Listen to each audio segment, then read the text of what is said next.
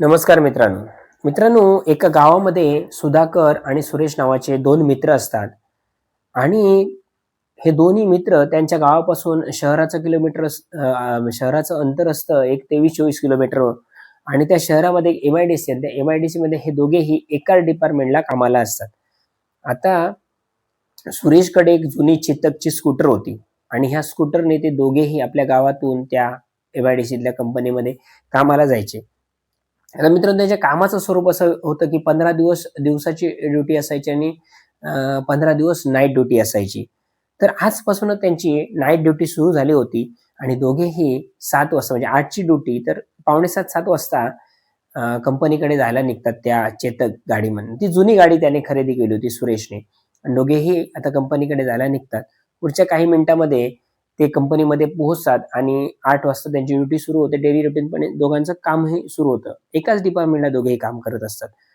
म्हणता आता रात्रीचे 11:45 वाजतात आणि सुपरवायझर धावत सुधाकरकडे येतो आणि सुधाकरला म्हणतो की "सुधाकर, अरे तुझ्या वडिलांची तब्येत बिघडली आहे. तुझ्या घरून कोणीतरी फोन केला होता ऑफिसच्या लँडलाईनवरती आणि तुला निरोप दिलाय की तुला घरी बोलवलंय, वडिलांची तब्येत बिघडली म्हणून." सुरेश आता घाबराघोरा होतो की मी येताना तर आता वडील अगदी ठणठणीत होते आणि आता अचानक त्यांना काय झालं? ह्याचं मन लागेना. हा सुपरवायझरला सांगतो की मी जातो घरी म्हणून. तर सुपरवायझर म्हणतो, "हो ठीक आहे, पण तू जाणार कसा?" तर तो म्हणतो की "बघूया आता काय मिळेल काय?" सुपरवायझर म्हणतो की "नाही, तुला आता 12 वाजत आले, गाडी मिळणार नाही, रिक्षा मिळणार नाही किंवा कुठचंही साधन मिळणार नाही, तुला घरी जाणार कसा?" तेवढ्या सुरेश त्याच्याकडे येतो आणि सुरेश सांगतो की "सुधाकर, माझी तू टू व्हीलर घेऊन जा. मी उद्या कसा तरी येईन घरी गाडी करून किंवा काय करून. माझी स्कूटर घेऊन जा. तुला जाणं भाग आहे, कारण वडिलांना तुला डॉक्टरकडे न्यावं लागणार." तर सुधाकर सुरेशची स्कूटर घेतो कंपनीतून आणि बाहेर यायला निघतो, घराकडे यायला निघतो.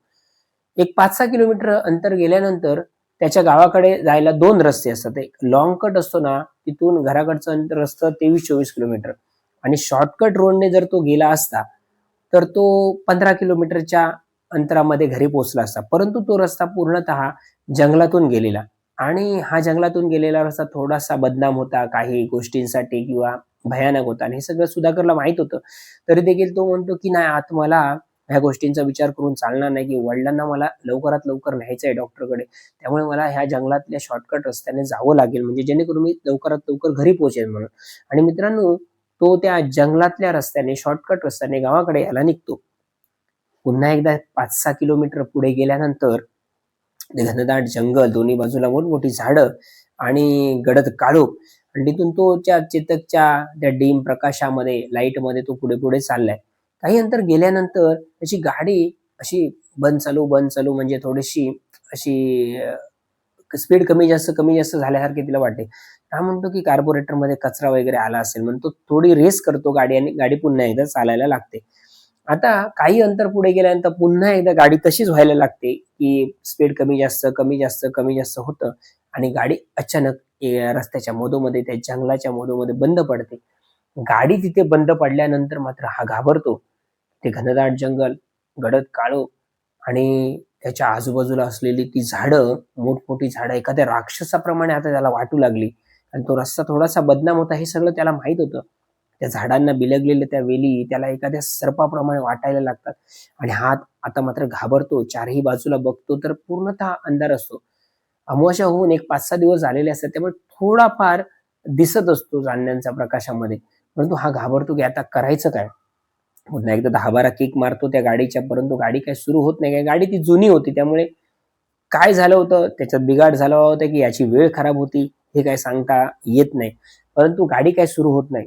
आता हा म्हणतो की आता करायचं काय? गाडी सुरू होत नाही तर मग गाडी घेऊन तर पुढे जावं लागेल. कदाचित एखादा माणूस कोणतरी भेटेल, एखादा व्यक्ती भेटेल, आपल्याला त्याची मदत होईल म्हणून. हा दोन्ही बॅलन्सला हात धरून तो पुढे-पुढे ढकलत गाडी नेतो. आता ते सगळं घनदाट जंगल ह्याच्या मनामध्ये वेगवेगळे विचार येत असतात. परंतु त्याच्या मनामध्ये दुसरा एक असा विचार येतो की मला लवकरात लवकर पोहोचलं पाहिजे, वडिलांना डॉक्टरकडे नेलं पाहिजे आणि तो डेअरिंग करून ती गाडी जोरदार ढकलत कोणतरी पुढे आपल्याला मिळेल या आशेने जात असतो. परंतु त्या रस्त्याने रात्रीचं कोणीही ये-जा करत नाही हे सगळं त्याला माहीत असतं आणि त्याप्रमाणे कोणीच ये जा करत नव्हतं, कोणीच त्याला दिसत नव्हतं. एखादी गाडी, एखादा वाटसरू कोणीच दिसत नव्हता. काही अंतर पुढे गेल्यानंतर मात्र मित्रांनो, रस्त्यापासून एक 50 मीटर अंतरावरती एक शेकोटी पेटत असलेली त्याला दिसते. आणि हा म्हणतो की तिथे शेकोटी पेटते म्हणजे नक्कीच तिथे वस्ती आहे किंवा तिथे माणसं वगैरे कोणतरी राहतात. आता ह्याला थोडासा आधार वाटतो की तिथे गेल्यानंतर आपल्याला काहीतरी मदत होईल. आता जोरदार ती गाडी ढकलत, ढकलत, ढकलत त्या शेकोटीपर्यंत पोहोचतो. आता त्या शेकोटीकडे पाहिल्यानंतर त्या शेकोटीच्या भोवती एक 7-8 माणसं, म्हणजे त्यांचं वय 50-60च्या आसपास असेल. त्यांचे ते मळके कपडे, नेसलेली धोतर, सगळ्यांनी धोतर नेसली होती. मळके कपडे होते, मळके सदरे होते. कोणी फेटा बांधला होता, कोणी जुनी टोपी घातली होती, कोणी घोंगडी डोक्यावरून घेतली होती.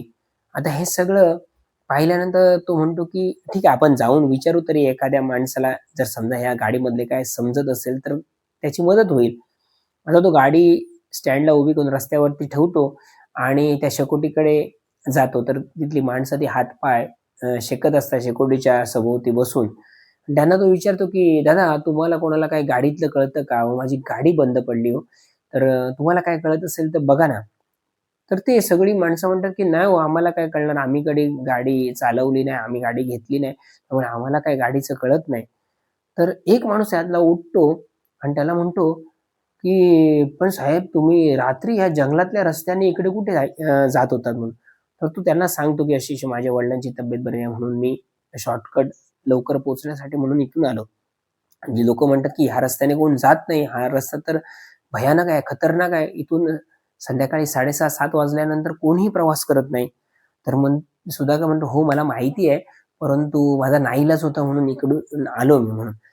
तर सुधाकर पुन्हा एकदा गाडीला एक 10-12 किक मारून पाहतो, परंतु गाडी काय सुरू होत नाही. तोपर्यंत 1-1:15 वाजलेला असतो आणि ते सगळी म्हातारी माणसं शेकोटीकडे शेक घेत असलेल्या सुधाकरला सांगतात की हो साहेब, तुम्हाला आता नाही घरी पोहोचता येणार. इथे कुठलीही मदत तुम्हाला मिळणार नाही आणि तुम्हाला ही स्कूटर ढकलत-ढकलत नेणं शक्य नाही. तेव्हा आमच्या झोपडीमध्ये आजची रात्र तुम्ही झोपा आणि उद्या सकाळी निघून जा. आता सुधाकर बराच विचार करतो, परंतु त्याच्याकडे पर्याय नव्हता. कारण जाणार तरी कसा तो? एवढे किलोमीटर जाणार कसा गाडी ठेवून किंवा गाडी घेऊन?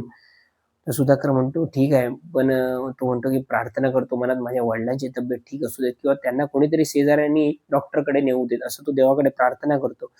आणि आता त्याच्याकडे पर्यायच नव्हता त्या झोपडीमध्ये झोपल्याशिवाय. तर ती माणसं शेक घेत बसलेली असतात आणि त्याच्यातला एक माणूस असा त्याला सांगतो की ही जी झोपडी आहे ना, त्या झोपडीमध्ये तुम्ही झोपा. तिथे बाकडा आहे लाकडी, त्याच्यावरती झोपा. आम्ही तुम्हाला सकाळी उठवतो, सकाळी तुम्ही जा म्हणून. तर सुधाकर म्हणतो, "ठीक आहे, तुम्ही मदत केल्याबद्दल तुमचे धन्यवाद."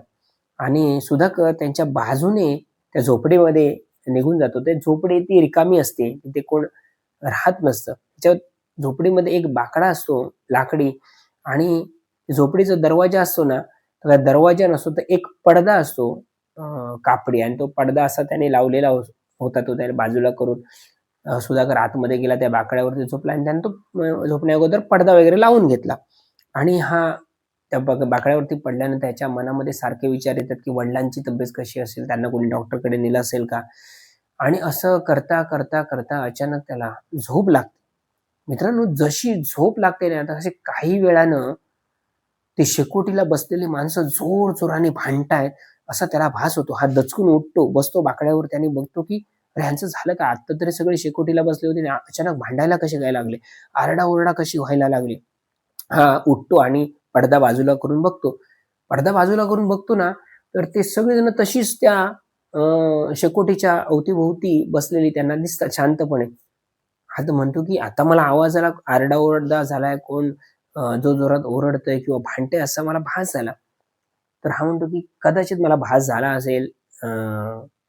तर मग हा येतो पुन्हा आणि पुन्हा एकदा बाकड्यावरती झोपतो आणि एक 10-15 मिनिटांनी त्याला पुन्हा एकदा झोप लागते. पुन्हा एकदा झोप लागल्यानंतर मात्र मित्रांनो, तसाच प्रकार होतो. ती बाहेरची माणसं जोरात आरडाओरडा करतायत, आरडाओरडा करतायत, धावा, धावा असं करतायत. मध्येच भांडलेल्याचा आवाज येतोय. हा पुन्हा दचकून उठतो आणि बाहेर जाऊन पाहतो, तर पुन्हा ती माणसं तशीच शेकोटीला बसलेली असतात. ती आपापसामध्ये न बोलता शांतपणे बसलेली असतात आणि हातपाय शेकत असतात. हा पुन्हा येऊन झोपडीत त्या बाकड्यावरती झोपतो. ह्याला काय वाटतं की आता मला काही वेगवेगळे भास व्हायला लागतात माझ्या विचारामध्ये, अनेक विचार माझ्या डोक्यामध्ये आहेत म्हणून हा पुन्हा एकदा त्या बाकड्यावरती झोपतो. आणि आता मात्र पुन्हा एकदा तसाच त्याला आवाज येतो. तसा तो उठतो, पडदा बाजूला करतो आणि बाहेर निघून जातो. बाहेर निघून जातो आणि त्या माणसांकडे पाहतो ना, तर एक विचित्र प्रकार त्यांना त्या माणसांच्या बाबतीमध्ये दिसतो. ती माणसं आता मात्र शेकोटीच्या गोल बसलेली असतात ना, त्यांनी आपले पाय त्या शेकोटीमध्ये म्हणजे त्या पेटत्या आगीमध्ये आपले पाय सारलेले असतात पुढे आणि त्यांचे पाय अक्षरशः एखाद्या लाकडाप्रमाणे असे जळत असतात. त्याच्यातून ज्वाळा निघत असतात. हा सगळा प्रकार सुधाकर पाहतो आणि त्याला एवढा शॉक बसतो, की अरे अशी माणसं एखाद्या शेकोटीमध्ये, आगीमध्ये अशी पाय टाकून कशी काय बसू शकतात आणि त्यांचे पाय अक्षरशः लाकडाप्रमाणे पेटतायत. हा बाहेर जातो आणि लगेच पुन्हा मागे येतो. त्याला काहीतरी ते विचित्र वाटतं. परंतु आता त्याला असा त्याच्या मनामध्ये विचार येतो, की नक्की काय प्रकार आहे? एखादा माणूस असं करणं शक्यच नाही.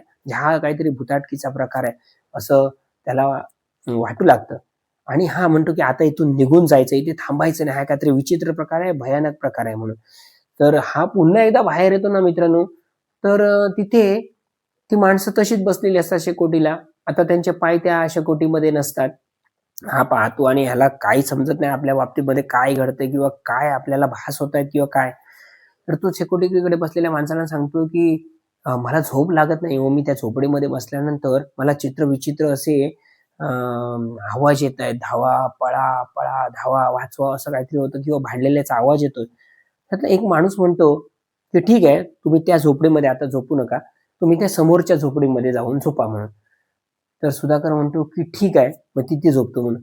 पण सुधाकर त्यांना विचारतो, "तुम्ही झोपत नाही का?" तो सांगतो, "हो, झोपणार, पण तुम्ही आधी झोपा, नंतर आम्ही जाऊन झोपतो आपापल्या झोपडीमध्ये." आता सुधाकर दुसऱ्या झोपडीमध्ये झोपायला जातो आणि मित्रांनो जसा तो पडदा त्या झोपडीच्या बाजूला करतो आणि आतमध्ये ना बघतो ना, तर एक मिणमिणता दिवा पेटत असतो आणि त्या दिव्याच्या बाजूला एक म्हातारी अशी पाय सोडून बसलेली असते आणि एक विचित्र प्रकार तिथे त्याला पाहायला मिळतो, की त्या म्हातारीचं जे मुंडकं असतं ना, ते तिच्या मांडीवरती असतं आणि तिने पाय सोडलेले असतात आणि ते मुंडकं अक्षरशः ना जोरजोरात रडत असतं आणि त्याच्या डोळ्यातून ना अक्षरशः म्हणजे जे आपण अश्रू म्हणतो ना, त्याच्या जागी रक्त गळत असतं आणि ती जी मान चिकट झालेली असते ना, तिथून देखील असं रक्त वाहत असतं. हा सगळा प्रकार पाहून सुधाकरचं डोकं सुन्न होतं. अक्षरशः त्याच्या पायाखालची जमीन सरकते आणि तो पुन्हा एकदा टर्न मारतो आणि मागे फिरतो. मागे फिरतो तर ती सगळी माणसं त्याला अडवण्याचा प्रयत्न करत असतात, जी शेकोटीकडे बसलेली असतात, म्हातारी माणसं ती. हा कसाबसा तिथून निघून जाण्याचा प्रयत्न करतो. जसा तो रस्त्याकडे जाण्याचा म्हणजे आपल्या गाडीकडे जाण्याचा प्रयत्न करतो, तशी ती लोकं त्याला अडवण्याचा प्रयत्न करत असतात. त्याला जायला देत नसतात. परंतु ती म्हातारी सुद्धा देखील आता उठून बाहेर आलेली असते आणि तिच्या हातामध्ये तिचं मुंडकं असतं आणि ती जोरजोरात रडत असते. हा घाबरतो. त्याचे हातपाय थंडगार पडतात. कसाबसा त्यांना चुकून हा रस्त्यावरती गाडीकडे येतो आणि गाडी तिथेच टाकून तो पुढे थोडासा धावत पुढे रस्त्याने निघून जातो आणि धावता धावता मित्रांनो अक्षरशः त्या रस्त्याच्या बाजूला एका झाडाखाली तो अक्षरशः बेशुद्ध होऊन चक्कर येऊन किंवा बेशुद्ध होऊन ना तो त्या झाडाच्या त्या मुळाशी कोसळतो मातीमध्ये आणि त्यानंतर मात्र ज्याला त्या सुधाकरला जाग येते ना ती दुसऱ्या दिवशी सकाळी पहाट होते तेव्हा म्हणजे 6:30-7 वाजता त्या जंगलातून त्या वाटेने त्या रस्त्याने एक गुराखी आपली गुरं घेऊन जात असताना त्या गुराख्याला सुधाकर पडलेला दिसतो रस्त्याच्या बाजूला त्या झाडाच्या मुळामध्ये आणि त्याला तो उठवतो की अहो काय झालं तुम्ही इथे का झोपलात सुधाकरला तो उठवतो आणि बसवतो सुधाकरला ना काही आठवतच नाही एक 5-10 मिनिटं की आपल्या बाबतीमध्ये काय झालं आपण इथे कसे आलो किंवा काय झालं हे आठवत नाही काही वेळाने थोडासा शुद्धीवरती येतो आणि त्याला सगळं आठवायला लागतं आणि तो त्या गुराख्याला सांगतो की दादा माझ्या बाबतीमध्ये असं असं घडलं हो रात्री इथे मला माणसं बसलेली दिसली 10-12 झोपड्या दिसल्या आणि त्यानंतर असा असा प्रकार माझ्या बाबतीमध्ये घडला तर नक्की काय प्रकार हा तर सुधाकरला तो उठवतो आणि म्हणतो की ती गाडी तुमची आहे का समोर दिसणारी तो म्हणतो हो तर तो गुराखी त्याला गाडीपर्यंत घेऊन जातो आणि नंतर सांगतो की ह्या रस्त्याने आधी तुम्ही रात्री आलात कशाला या रस्त्याने कोण सहजासहजी कातर वेळ झाल्यानंतर पहाट होईपर्यंत येत नाही ही जागा थोडीशी खतरनाक आहे तर सुधाकर म्हणतो की नेमकं काय झालंय? जी खतरनाक जागा आहे किंवा हा रस्ता खतरनाक आहे हे मला देखील माहिती, पण नेमकं काय झालंय? तर तो गुराखी सांगतो की बऱ्याच 20-25 वर्षापूर्वी जे असे भटक्या जमातीतील लोक असतात ना, त्या लोकांनी या जंगलामध्ये वस्ती केली होती. एक महिना झाला होता. त्याने त्या गवताच्या सगळ्या झोपडी बनवल्या होत्या. त्या झोपड्यामध्ये ही सगळी लोकं राहत होती आणि अ, अशी शेकोटी करून थंडीचे दिवस असल्यामुळे ते बसायचे आणि ती शेकोटी तशीच पेटत ठेवून रात्री 11-12 वाजता ही सगळी मंडळी आपापल्या झोपडीमध्ये झोपायला गेली आणि ह्या सगळ्या झोपड्या लागून असल्यामुळे रात्री वाऱ्याने एक निकारा उडाला आणि त्याच्यातून एका झोपडीला आग लागली आणि असं करता त्या आगीने भयानक रूप घेतलं आणि सगळ्या झोपड्या पेटत गेल्या आणि तिथे जवळ-जवळ 10-12 माणसं त्यांची जळून खाक झाली. काही लोकं पळाली, बाहेर आली. परंतु जी झोपलेली लोकं होती ना, ते गवताच्या झोपड्या पटापट त्यांनी पेट घेतला आणि त्या 10-12 माणसं दगावली. आणि तेव्हापासून हा प्रकार इथे व्हायला लागला आणि त्यापासनं इथनं जाणं-येणं ह्या रस्त्याने लोकांनी बंद केलं. आणि इथून ना ही जी जी जी त्या भटक्या जमातीत लोकांची जी वस्ती होती ना, ती वस्तीची जागा पुढे भुतांची वस्ती म्हणून ओळखली जाऊ लागली आणि तिथे असे भयानक प्रकार लोकांना दिसू लागले, अनुभवता येऊ लागले. ती माणसं तिथे शेकोटीला बसलेली दिसायची किंवा आपल्या बाबतीमध्ये एक विचित्र प्रकार तिथे घडायचा. असे लोकांचे अनुभव यायला लागले आणि मग कातर वेळेनंतर पहाटेपर्यंत लोकांनी या रस्त्याने ये-जा करणं बंद केलं. तर अशी ती स्टोरी होती. आणि मित्रांनो ही जी स्टोरी आहे ना, ते सुधाकरला पूर्ण माहीत नव्हतं की कशामुळे नक्की तिथे तो रस्ता आहे किंवा जे जंगल आहे ते खतरनाक बनलेलं आहे. पण त्या गुराख्याने त्याला ते डिटेल्सपणे सांगितलं की 25 वर्षापूर्वी अशी-अशी घटना घडली होती. त्यामुळे हे सगळा प्रकार घडतोय. तर मित्रांनो, सुधाकरच्या बाबतीमध्ये असा एक विचित्र प्रकार घडला होता. तो आज मी तुम्हाला या चॅनलवरती सांगितलेला आहे. कथा कशी वाटली? हा अनुभव कसा वाटला? नक्कीच कमेंट करून सांगा. आणि चॅनल जर सबस्क्राईब केला नसेल तर हात जोडून विनंती आहे, सर्वांनी चॅनल प्रथमतः सबस्क्राईब करून घ्या. म्हणजे इथून पुढे असे लोकांचे अनुभव किंवा अशा भयकथा तुम्हाला या चॅनलवरती ऐकायला मिळतील. आजपर्यंत मी दिलीप आपल्या सर्वांची मनापासून रजा घेतो. धन्यवाद.